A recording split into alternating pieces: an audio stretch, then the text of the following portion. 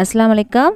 Welcome to சாசாஸ் kitchen. இன்றைக்கி நம்ம பார்க்க போகிறது என்ன அப்படின்னா, ரவை கோதுமை மாவு லட்டு தான் பார்க்க போகிறோம். ரொம்ப ரொம்ப சிம்பிளாக செய்யக்கூடிய ஒரு லட்டு தாங்க இது. வீட்டில் இருக்க பொருளே வச்சு சூப்பராக செஞ்சிடலாம். செம்ம டேஸ்ட்டாக இருக்குங்க.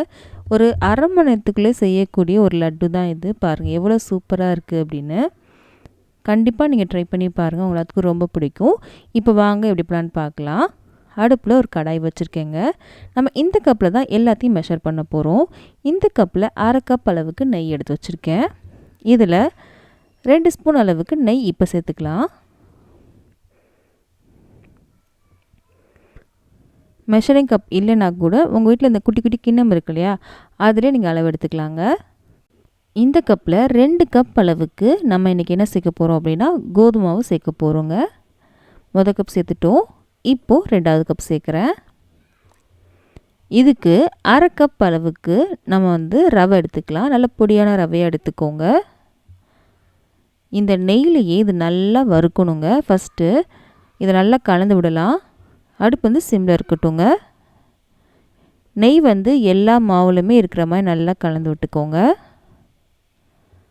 இப்போது நல்லா கலந்து விட்டாச்சு.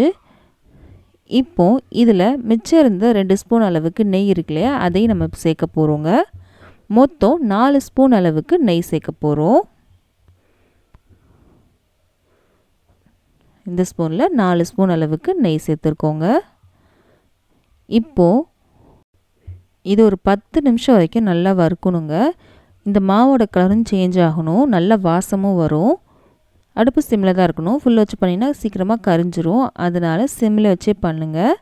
இங்கே பாருங்கள், 10 நிமிஷத்துக்கு அப்புறம் கலர் நல்லா சேஞ்ச் ஆகிடுச்சு பாருங்கள். நல்ல வாசனையும் வருங்க. இப்போது போதும், இதை அப்படியே எடுத்து வச்சிடலாம். இது கை பொறுக்கிற சூடு வரணுங்க. அது வரைக்கும் நம்ம வெயிட் பண்ணலாம். ரொம்ப ஆற விட்டுறாதீங்க, கை பொறுக்கிற சூடு வரணும். இருக்கட்டும். இப்போது ஒரு மிக்ஸி ஜார் எடுத்திருக்கேன். இந்த கப்பில் 1 கப் அளவுக்கு நம்ம சர்க்கரை சேர்த்துக்கலாம். இதுக்கு 2 ஏலக்காய் சேர்த்துக்கலாங்க. இதை சேர்த்து அரைக்க போகிறோம். அரைச்சிட்டு வந்துடலாம். அரைச்சாச்சு. இதுக்கு பதில் நீங்கள் வெல்லம் இல்லைன்னா நாட்டு சக்கரை எது வேணால் நீங்கள் எடுத்துக்கலாம். நான் சக்கரை தான் எடுத்து வச்சுருக்கேன். இப்போது பாருங்கள், இது கை பொறுக்கிற சூடு வந்துருச்சுங்க. ரொம்ப ஆற விட்டுறாதீங்க, அப்போ லட்டு பிடிக்க வராது. கொஞ்சம் சூடு இருக்கணும். இப்போ பாருங்கள், கை பொறுக்கிற சூடு வந்திருக்கு. ஆனால் சூடாக தாங்க இருக்குது. ரொம்ப ஆற விட்டிங்கன்னா உங்களுக்கு லட்டு பிடிக்கவே வராது, கொஞ்சமும் வராது.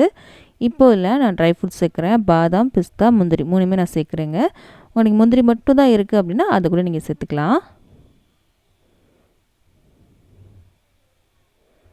இது நல்லா கலந்து விட்டாச்சு. இதுக்கப்புறம் நம்ம அரைச்சி வச்சிருந்தோம்ல சர்க்கரை, அதை நம்ம சேர்க்க போகிறோம். இது பார்க்கும்போது ரொம்ப ஜாஸ்தியாக இருக்கிற மாதிரி தெரியும் கலந்து விடும்போது, ஆனால் கரெக்டாக இருக்குங்க. நம்ம ரவை 2 கப் சேர்த்துருக்கோம். அரை கப் அளவுக்கு ரவை சேர்த்துருக்கோம். அதுக்கு 1 கப் அளவுக்கு தான் சர்க்கரை சேர்த்துருக்கோம். உங்களுக்கு கரெக்டாக வந்துடும். பார்க்கும்போது நிறையா இருக்க மாதிரி இருக்கும். உங்களுக்கு கலந்து விட்டு லட்டு பிடிக்கும்போது உங்களுக்கு கரெக்டாக வந்துடுங்க. இப்போ கையால் நல்லா கலந்து விடலாம். நல்லா கலந்து விட்டுக்கோங்க. எல்லா பக்கமும் சர்க்கரை இருக்கணும். ரொம்ப ரொம்ப ஈஸிங்க, செம்ம டேஸ்ட்டாக இருக்கும். கண்டிப்பாக நீங்கள் ட்ரை பண்ணி பாருங்கள். நல்லா கலந்து விட்டாச்சு. இப்போது லட்டு பிடிக்கணும் இல்லையா, அதனால இதில் நம்ம என்ன சேர்க்க போகிறோம் அப்படின்னா, 2 ஸ்பூன் அளவுக்கு நெய்யை கொஞ்சம் உருக்கி வச்சுருக்கேன். அதை நம்ம சேர்க்க போகிறோம். 2 ஸ்பூன் தாங்க சேர்க்குறேன். இந்த நெய் சேர்க்க விருப்பம் இல்லை அப்படின்னா 2 ஸ்பூன் அளவுக்கு பால் சேர்த்துக்கலாம். பால் சேர்த்திங்கன்னா ரொம்ப நேரம் வைக்க முடியாது. இது 2 வாரம் வரைக்கும் ஸ்டோர் பண்ணலாம். சூப்பராக இருக்கும். நீங்கள் பால் சேர்த்திங்கன்னா உங்களால் லட்டு பிடிக்க வரும். ஆனால் பார்த்திங்கன்னா ரொம்ப நாள் வைக்க முடியாது. இப்போ லட்டு பிடிக்க ஆரம்பிச்சிட்டேன். மொத்தமாக 6 ஸ்பூன் அளவுக்கு நான் நெய் சேர்த்துருக்கேங்க. இது மேலே ஒரு பாதாம் வச்சுக்கிறேன். பார்க்க அழகாக இருக்கும், வீடியோக்காக தான் வச்சுருக்கேன். இது வைக்கணும்னு அவசியம் இல்லைங்க. பாதாம் பார்த்திங்கன்னா நான் வீடியோக்காக தான் வச்சுருக்கேன். லட்டு பிடிச்சாச்சு. ஈஸியாக வருங்க. லட்டு பிடிக்க ரொம்ப கஷ்டமே இருக்காது, ஈஸியாக இருக்கும். லட்டு பிடிச்சாச்சு. இந்த மாதிரி எல்லாத்தையும் பிடிச்சதுக்கப்புறம் நம்ம பார்க்கலாம். பாருங்கள், எவ்வளோ சூப்பராக வந்திருக்கு. பார்க்கும் போது எவ்வளோ அழகாக இருக்குது பாருங்கள். செம்ம டேஸ்ட்டாக இருக்குங்க. பாருங்கள் எவ்வளோ சாஃப்டாக இருக்குதுன்னு பாருங்கள். கண்டிப்பாக நீங்கள் ட்ரை பண்ணி பாருங்கள், உங்களுக்கு ரொம்ப பிடிக்கும். இந்த வீடியோ பிடிச்சிருக்கோம் நம்புகிறேன். பிடிச்சிருச்சு அப்படின்னா மறக்காம நம்ம சேனலை சப்ஸ்கிரைப் பண்ணிடுங்க. பக்கத்தில் இருக்க பெல் பட்டனையும் கிளிக் பண்ணிடுங்க. அப்போ தான் இனிமேல் போட போகிற எல்லா வீடியோவும் சேரும். இந்த மாதிரி ரெசிபிஸ்லாம் உங்கள் ஃப்ரெண்ட்ஸ்க்கும் ஃபேமிலிஸ்க்கும் பிடிக்கும் அப்படின்னா அவங்களுக்கு இந்த வீடியோ ஷேர் பண்ண மறக்காதீங்க. நம்ம அடுத்த வீடியோவில் சந்திக்கலாம்.